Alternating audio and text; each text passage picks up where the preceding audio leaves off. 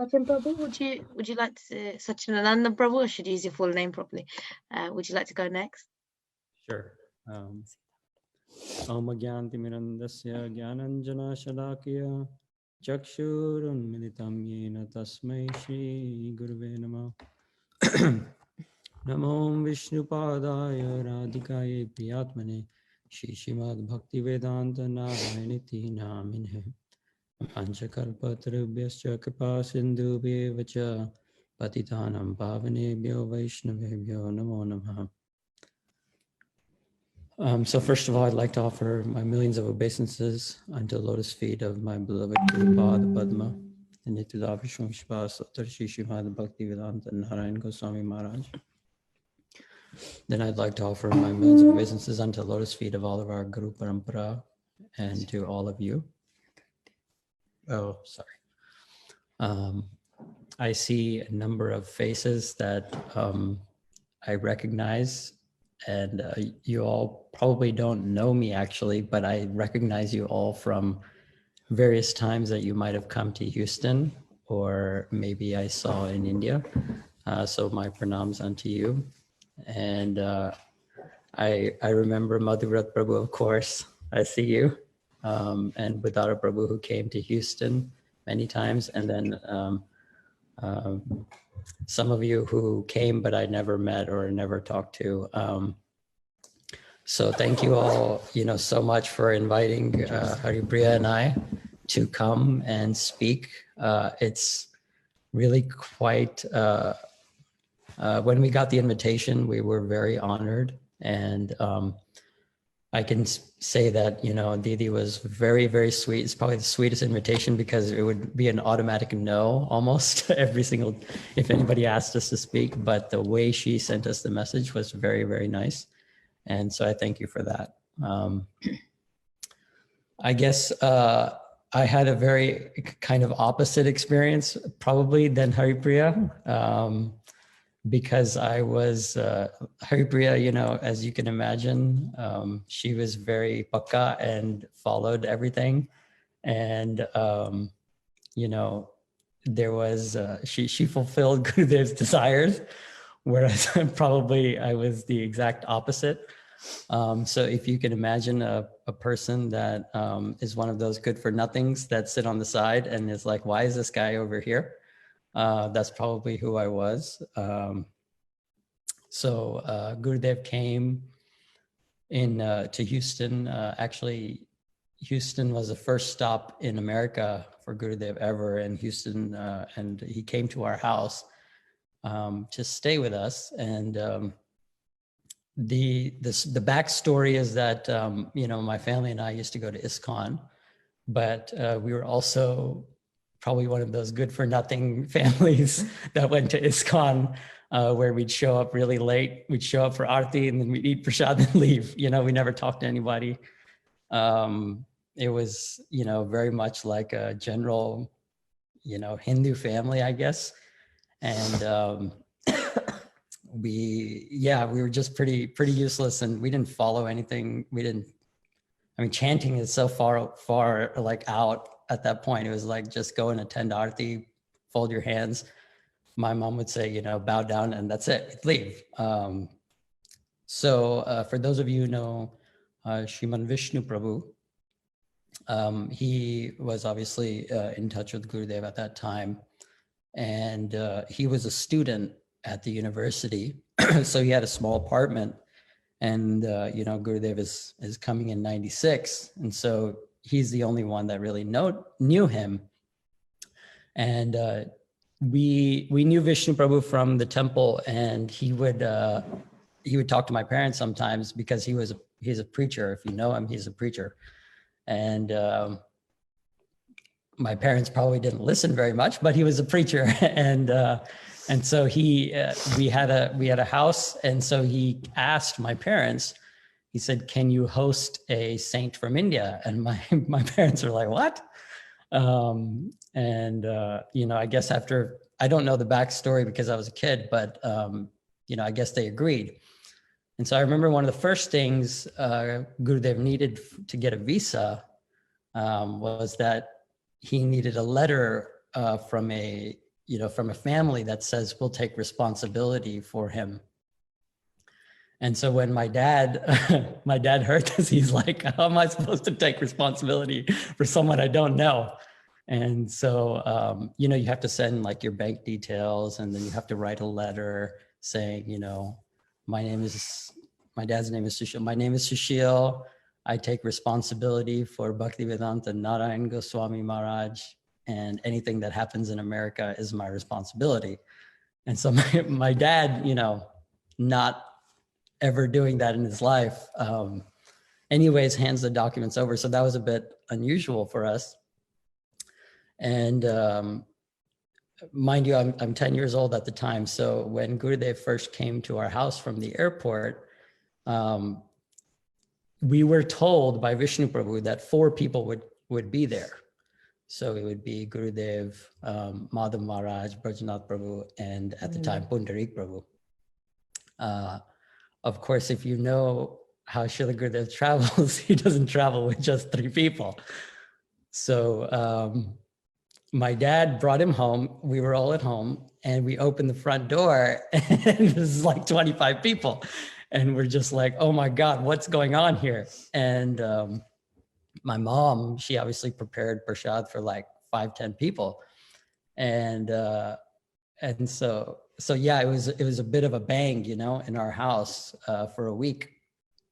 And I'll just share a few things that, like, how backwards we were, I guess, is that, Gurudev would come. We didn't really know how to treat him. We never dealt with a sannyasi in our life. Of course, someone like Gurudev never dealt with anybody. And I think it was also very just unusual to have devotees everywhere.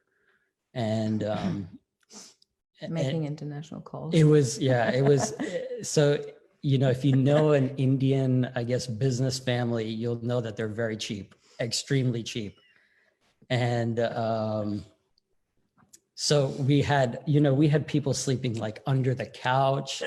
We had like, we gave up as a kid, you have your bedroom, that's your place.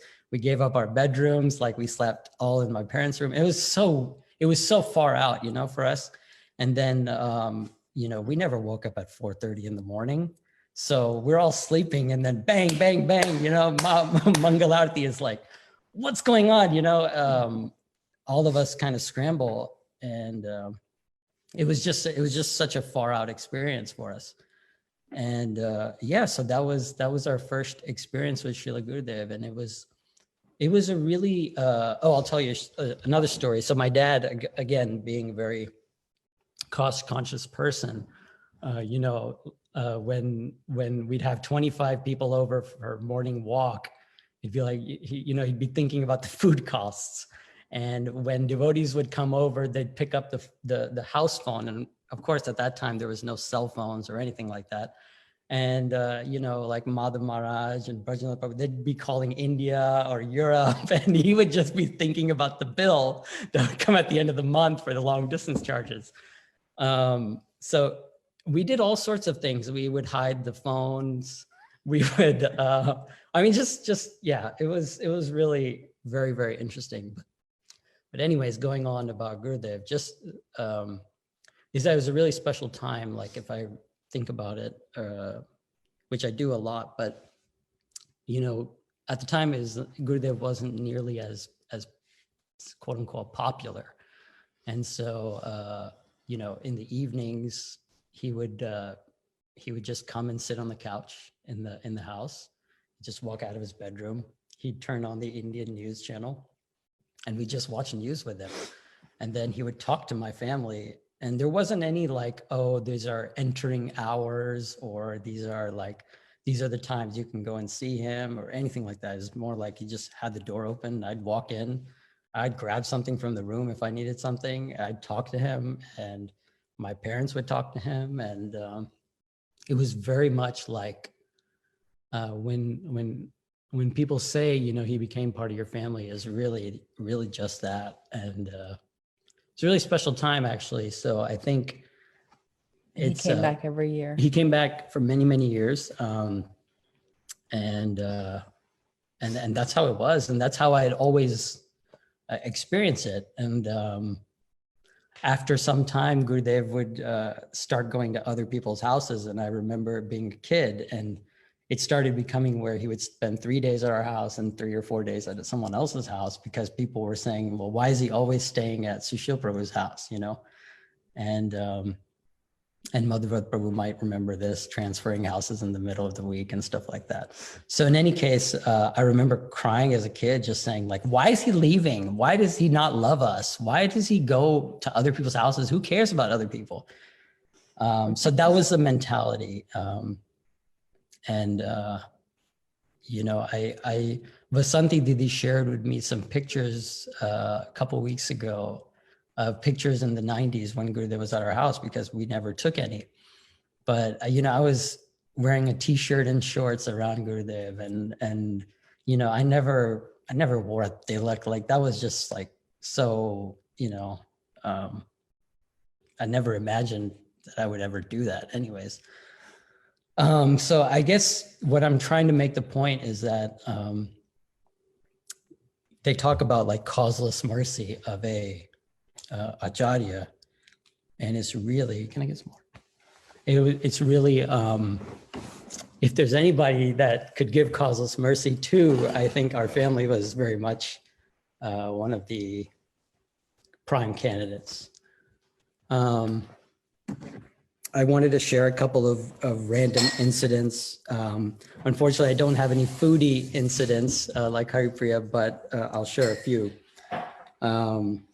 It was more like Gurudev used to reprimand us a lot because we didn't know what we were doing. And so I remember one day, this was many years later, I was about 17, 18 years old. And I had just, I was almost graduating college. And I think I'd walked home, and it happened to be my last day of university, and he was at the house. And we went into his room, and my parents, you know, said, oh, you know, this is Sachin's last day of university. He's finished school. Gurudev was like, oh, very good. And then he said, how many malas are you doing? How many rounds are you doing? And I said, 1.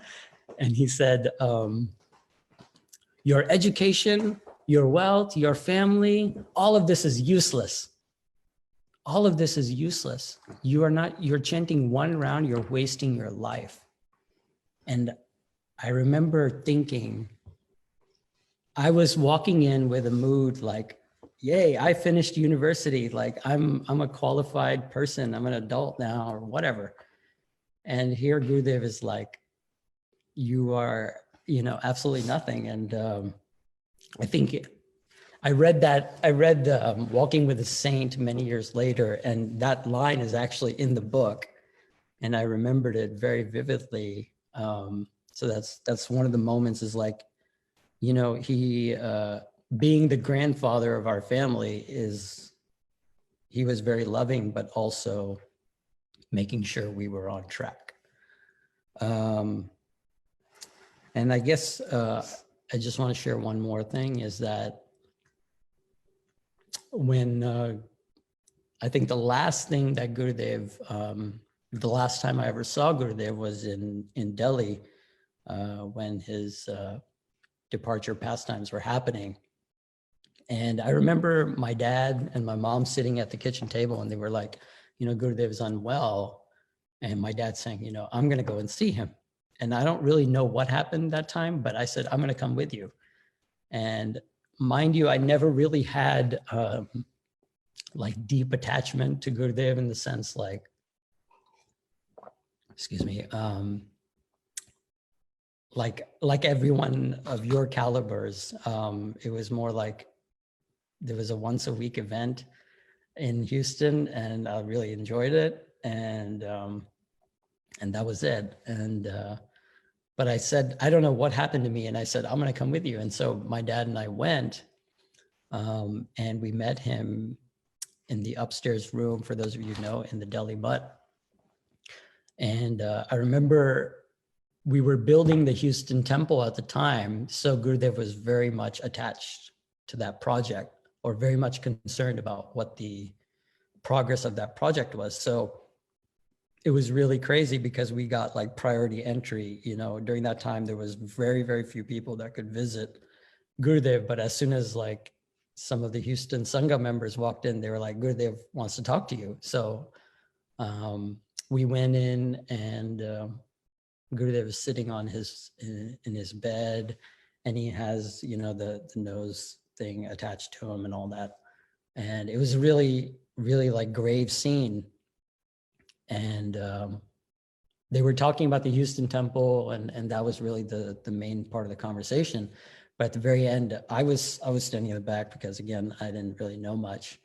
And I went up to him, and he said, "Kaise ho?" which means, "How are you?"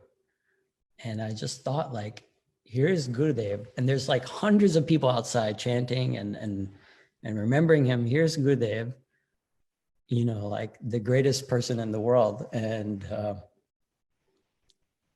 I'm coming to see him, but he's asking me, "How are you?" And I thought, that's really, really incredible, you know? So that's how he was. He was always very concerned about all of his disciples, those who were good and those who were not.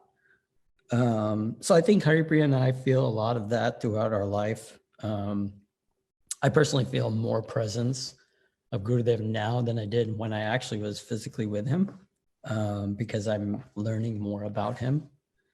And I think one thing, I guess there are some folks here that haven't physically met him. So I guess the only thing I would share is that physically meeting him is not a prerequisite or a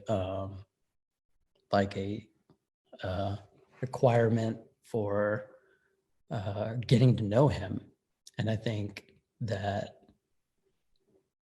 he's not like, I don't think he's like this person that you can say like, he's my Gurudev, or he's her Gurudev, or your Gurudev. I think he's kind of like our Gurudev, and he's for everybody. And He's like the Krishna. He's like Krishna. Yeah, he's like the Supreme Personality. You Everyone know? feels Everyone like... can get to know him through his pastimes and through his books. Through his books. And so, yeah, I think, you know,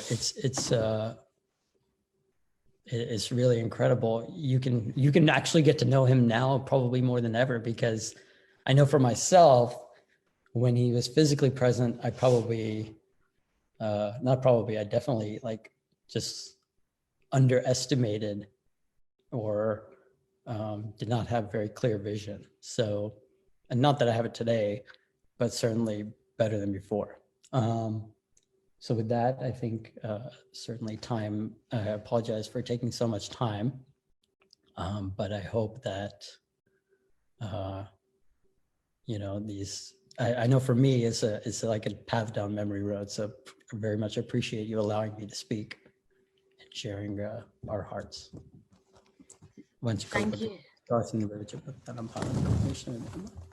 Thank you so much, Sachin Prabhu and Haripriya.